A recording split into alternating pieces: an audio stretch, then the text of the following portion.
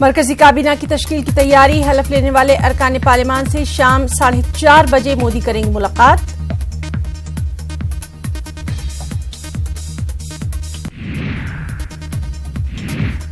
सुषमा स्वराज, निर्मला सीतारमण, हरसिमरत कौर और स्मृति ईरानी को मोदी कैबिनेट में फिर मिलेगी जगह। साध्वी निरंजन ज्योति, रेणुका सिंह और देबुश्री राय को भी बनाया जा सकता है वजीर। वजीर बनाए जाने वाले एमपीज को किए जा रहे हैं फोन। राजनाथ सिंह, नितिन गडकरी, स्मृति ईरानी समेत 20 से ज्यादा एमपी को राष्ट्रपति भवन से किए गए फोन। शाम 4:30 पर मुमकिना बुजरा से मोदी करेंगे मुलाकात। गांधी जी और अटल बिहारी वाजपेयी की समाधि और नेशनल वॉर मेमोरियल पर मोदी की हाजिरी। हलफ लेने से पहले पेश किया खिराज अकीदत। आज नरेंद्र मोदी की बतौर वज़ीर-ए-आज़म दूसरी पारी की होगी शुरुआत। शाम 7 बजे होगी हलफबरदारी तकरीब। सोनिया गांधी और राहुल गांधी होंगे शरीक। करीब 6000 मेहमान तकरीब में होंगे शामिल। हलफबरदारी तकरीब में शिरकत के लिए दिल्ली पहुंचे महलूक बीजेपी कारकुनों के अहल खाना। मगरबी बंगाल में तशद्दुद में 54 बीजेपी कारकुनों की हुई थी मौत। संतोष गंगवार बनेंगे प्रोटेम स्पीकर। 9 मुंतखब अरकान को दिलाएंगे हलफ।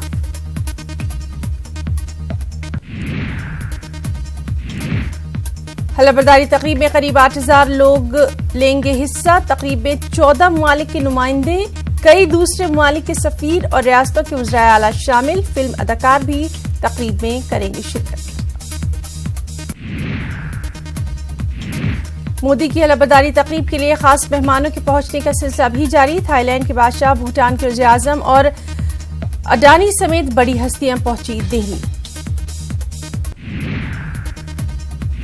बॉलीवुड के कई अदाकार भी इस तारीखी दिन के गवाह बनेंगे। मोदी की हलफबरदारी तकरीब में शामिल होने के लिए मुंबई से कई फिल्मी सितारे पहुंचे दिल्ली। विवेक ओबेरॉय, बोमन ईरानी, अनुपम खेर और अनिल कपूर पहुंचे दिल्ली।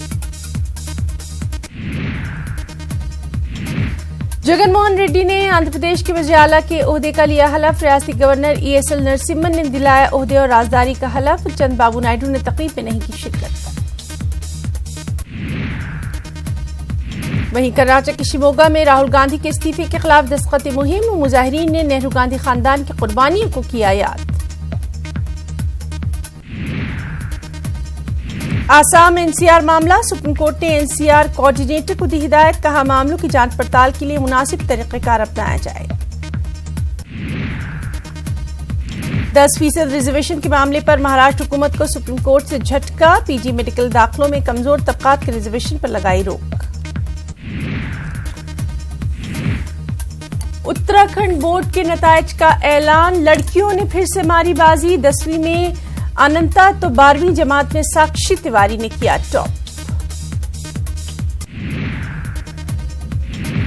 मक्का मस्जिद में जलसा यौमुल कुरान के इनेकाद का मामला। मजहबी मुकामात से सियासी जमातों को दूर रखने की अपील। माइनॉरिटी वेलफेयर डिपार्टमेंट पर मनमानी का इल्जाम। ऑल इंडिया सुन्नी उलमा बोर्ड को जलसे की नहीं दी गई इजाजत।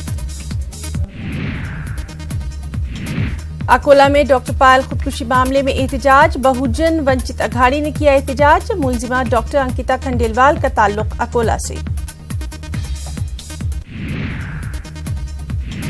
अहमदाबाद के जोहारपुरा के दानिश्वरों की जानिब से इफ्तार का खास एहतमाम। सरखेज रोजे में हिंदू मुस्लिम इत्तेहाद और कौमी इखलास को बढ़ावा देने की पहल। हिंदू मुस्लिम बरादरी के 200 से ज्यादा लोगों की शिरकत। गुज़िश्ता 29 बरसों से चलाई जा रही है कुरानी रूहानी मुहिम के बानी पीरजादा शब्बीर अहमद नक्शबंदी का कर्नाटक के रायचूर में बयान। मुहिम की जानिब से हिंदुस्तान में इंटरनेशनल कुरान सेंटर कायम करने का मंसूबा भी। OIC ममालिक के वज़राए ख़ारजा और सीनियर हुक्काम की जद्दा में मुलाकात। खलीजी ममालिक, अमेरिका और ईरान के बीच कशीदगी के पेश नजर मुलाकात।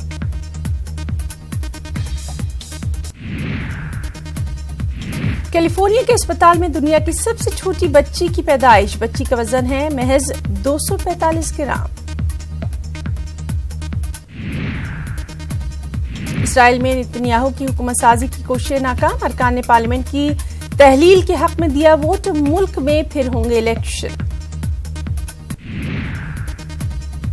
जनूबी कोरिया के वज़ीर ख़ारजा करेंगे हंगरी का दौरा, जनूबी कोरिया के कई सयाह अभी लापता।